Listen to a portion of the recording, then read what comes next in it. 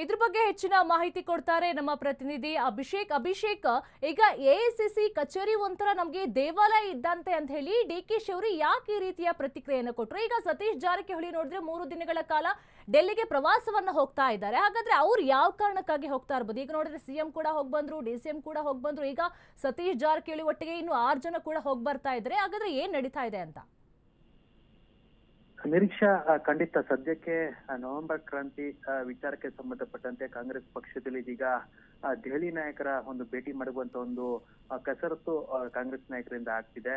ಈ ಹಿಂದೆ ಡಿ.ಸಿ.ಎಂ ಡಿ.ಕೆ. ಶಿವಕುಮಾರ್ ಅನೌಪಚಾರಿಕ ಕಾರ್ಯಕ್ರಮದಡಿಯಲ್ಲಿ ಕಾಂಗ್ರೆಸ್ ದೆಹಲಿಗೆ ಹೋಗಿ ಎಐಸಿಸಿ ವರಿಷ್ಠರನ್ನ ಭೇಟಿ ಮಾಡುವಂತ ಒಂದು ಕಸರತ್ತನ್ನ ಮಾಡಿದ್ರು. ಆದ್ರೆ ರಾಹುಲ್ ಗಾಂಧಿ ಅವರು ಬಿಹಾರದ ಚುನಾವಣೆಯಲ್ಲಿ ಬ್ಯುಸಿ ಆಗಿರೋದ್ರಿಂದ ಅವ್ರನ್ನ ಭೇಟಿ ಮಾಡೋದಕ್ಕೆ ಸಾಧ್ಯ ಆಗದೆ ಬರೀ ಕೈಯಲ್ಲಿ ವಾಪಸ್ ಆಗಿದ್ರು.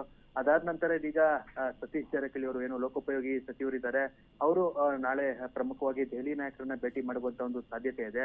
ಅಲ್ಲಿ ಪ್ರಮುಖವಾಗಿ ಜನವರಿಯಲ್ಲಿ ಅಥವಾ ಡಿಸೆಂಬರ್ ಅಥವಾ ಜನವರಿಯಲ್ಲಿ ನಡೆಯುವಂತ ಏನು ದಲಿತ ಸಮಾವೇಶಕ್ಕೆ ಒಂದಷ್ಟು ಅನುಮತಿ ಕೊಡುವಂತ ವಿಚಾರದಲ್ಲಿ ಎಐಸಿಸಿ ನಾಯಕರನ್ನ ಅಥವಾ ರಾಹುಲ್ ಗಾಂಧಿಯವ್ರನ್ನ ಅವ್ರ ಜೊತೆ ಕುತ್ಕೊಂಡು ಒಂದು ಸಭೆ ಮಾಡುವಂತ ಒಂದು ಸಾಧ್ಯತೆ ಇದೆ. ಇದಾದ ನಂತರ ಏನು ಪ್ರಮುಖವಾಗಿ ಕೆಪಿಸಿಸಿ ಅಧ್ಯಕ್ಷ ಸ್ಥಾನ ಬದಲಾವಣೆಯ ವಿಚಾರ ಕೂಡ ಸತೀಶ್ ಜಾರಕಿಹೊಳಿ ಚರ್ಚೆ ಮಾಡ್ತಾರೆ. ಯಾಕಂತಂದ್ರೆ ಹಿಂದೆ ಡಿ.ಸಿ.ಎಂ ಡಿ.ಕೆ. ಶಿವಕುಮಾರ್ ಕೆಪಿಸಿಸಿ ಅಧ್ಯಕ್ಷರು ಆಗಿ ಬೆಂಗಳೂರು ಉಸ್ತುವಾರಿ ಸಚಿವರಾಗಿ ಹಲವು ಹುದ್ದೆಗಳನ್ನ ನಿಭಾಯಿಸೋದ್ರಿಂದ ಅವ್ರ ಮೇಲೆ ಒತ್ತಡ ನಿವಾರಣೆ ಆಗುತ್ತೆ ಅನ್ನೋ ಒಂದು ನೆಪದಡಿ ಕೆಪಿಸಿಸಿ ಅಧ್ಯಕ್ಷ ಸ್ಥಾನವನ್ನ ಬದಲಾವಣೆ ಮಾಡಿದ್ರೆ ಬೇರೆ ಕೈಲೋದ್ರೆ ಆಗ ಡಿ.ಕೆ. ಶಿವಕುಮಾರ್ ಒಂದು ವರ್ಚಸ್ಸು ಪಕ್ಷದಲ್ಲಿ ಕಡಿಮೆ ಆಗುತ್ತೆ. ಆಗ ಅಧಿಕಾರ ಏನು ಸಿಎಂ ಬಣದವ್ರ ಕಡೆ ಒಂದಷ್ಟು ಸುಲಭವಾಗಿ ಪಾಲನೆ ಮಾಡಬಹುದಂತ ಒಂದು ನಿಟ್ಟಿನಲ್ಲಿ ಕೆಪಿಸಿಸಿ ಅಧ್ಯಕ್ಷ ಸ್ಥಾನ ಕೂಡ ಬದಲಾವಣೆ ಮಾಡ್ಬೇಕೆಂಬ ಒಂದು ಒತ್ತಾಯ ಮಾಡ್ತಿದ್ದಾರೆ.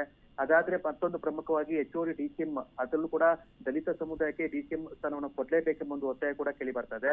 ಈ 3 ವಿಚಾರಗಳನ್ನ ಇಟ್ಕೊಂಡು ನಾಳೆ ಸತೀಶ್ ಜಾರಕಿಹೊಳಿ ಹೈಕಮಾಂಡ್ ನಾಯಕರನ್ನ ಭೇಟಿ ಮಾಡಿ ಚರ್ಚೆ ಮಾಡುವಂತ ಒಂದು ಸಾಧ್ಯತೆ ಇದೆ.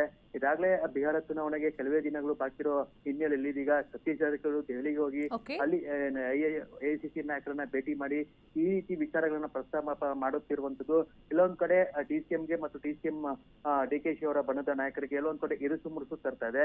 ಹಾಗಾಗಿ ಸಮಯ ಸಂದರ್ಭ ಬಂದಾಗ ಕಾಂಗ್ರೆಸ್ನ ನಾಯಕರು ಮತ್ತು ಡಿ.ಸಿ.ಎಂ ಡಿ.ಕೆ. ಶಿವಕುಮಾರ್ ಬಣದ ನಾಯಕರು ಕೂಡ ಏನು ಹೈಕಮಾಂಡ್ ನಾಯಕರನ್ನ ಭೇಟಿ ಮಾಡುವಂತ ಒಂದು ಪ್ರಸಂಗವನ್ನ ಒಂದು ಸಂದರ್ಭನ ಬಲವಂತವಾಗಿ ಉಪಯೋಗಿಸುವಂತ ನಿಟ್ಟಿನಲ್ಲಿ ಅವ್ರದೇ ಆದಂತ ಲೆಕ್ಕಾಚಾರ ಹಾಕಿದ್ದಾರೆ.